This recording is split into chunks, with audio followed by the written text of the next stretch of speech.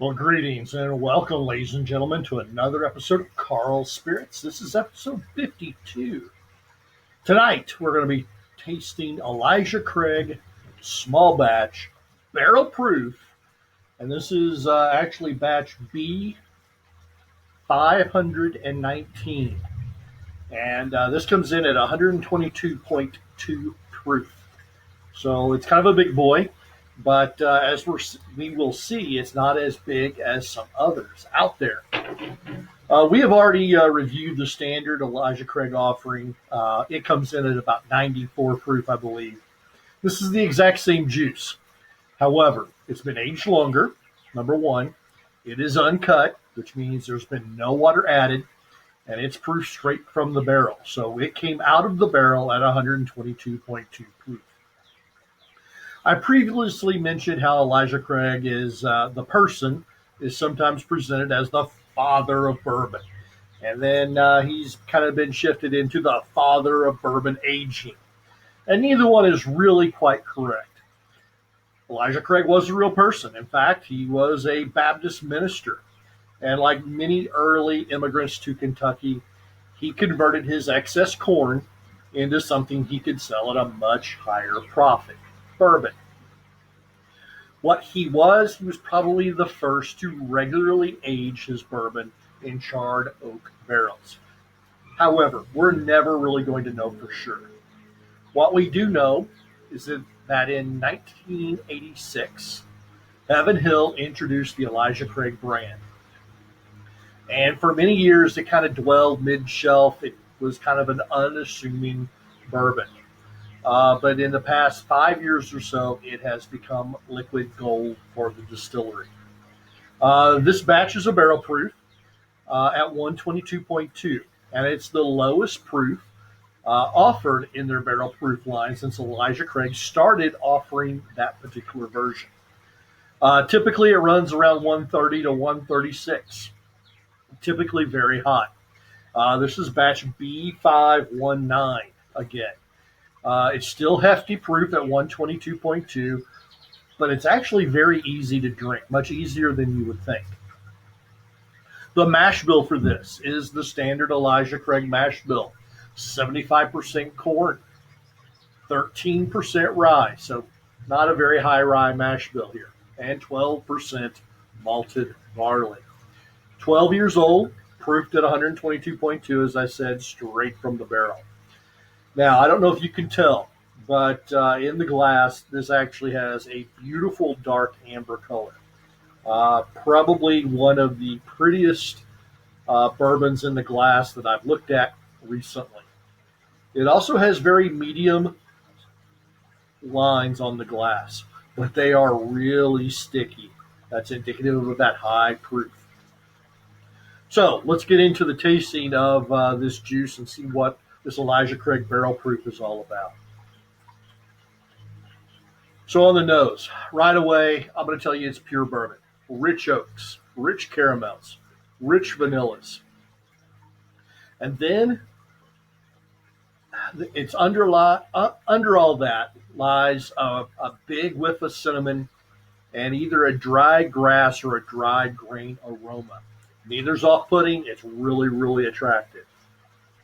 There's also a little alcohol on the nose, but surprisingly, it's less than I think you would expect from 122 proof.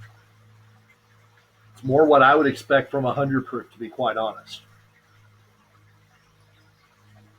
In fact, I've had 90 proofs that had more alcohol in the nose than this does. Let's get to the taste.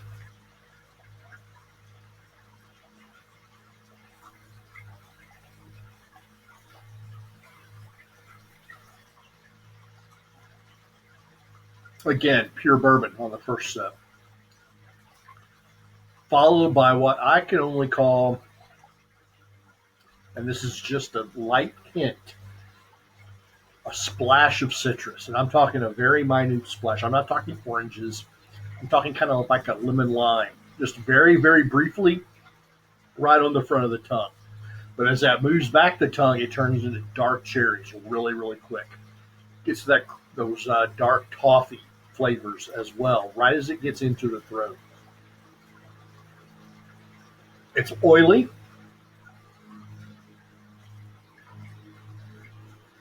And it has a really good chew to it as well. Lets you really enjoy this. The finish, it has some heat, but it is very manageable and it really delivers a great Kentucky hug. It has a somewhat dry finish, I think. It leaves the tongue quickly, but it lingers in the back of the throat. I have to be full disclosure here. There's also just a hint, a small hint of what I call the typical Elijah Craig bitterness that I really expect from all Elijah Craigs. It's just a hint. It's not as prevalent as most Elijah Craigs I have had. So, what am I thinking here? Well, this is one Elijah Craig I don't dislike. It's actually a very good bourbon. There's only a hint of that alkaline bitterness in this glass, like I said, that I expect from Elijah Craig. And this is a small batch, so it's going to be hit or miss. You have to find the exact batch, B519. And there's all kinds of batches of this out there. So it's hit or miss on what your experience might have or what you find on the shelf. What I might suggest is find a barrel proof Elijah Craig that has a slightly lower proof than their typical 130 or 136. Find something in that 120s if you can find it. And what I think this does is it really allows the flavors to come through and shine without that veneer of the heat. This has some heat to it, but it's really not that bad. So, what am I going to rate this? Well, I'm going to go on the record and say this is a very fine bourbon, and I'm going to give this 4.5 Karls stars. 4.5, 4.5. It comes in at around $60. You can find a barrel proof offering on the shelf locally. It has a flavor that I actually enjoy. So why don't I go higher with this? Well, that little hint that I just don't care for from Elijah Craig. That might be my personal bias, but that's what I pick up on.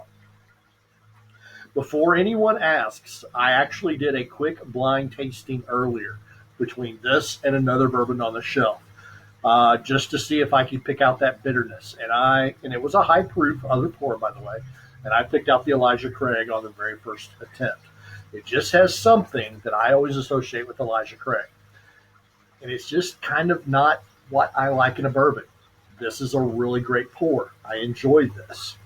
It's easy, sort of, to find. It's reasonable, if you call $60 reasonable. It's got a great flavor. 4.5 Karls stars, ladies and gentlemen. On Elijah Craig, small batch, barrel proof, and this is batch B519. So, ladies and gentlemen, that's my take on Elijah Craig. As always, stay safe, peace, happy pours.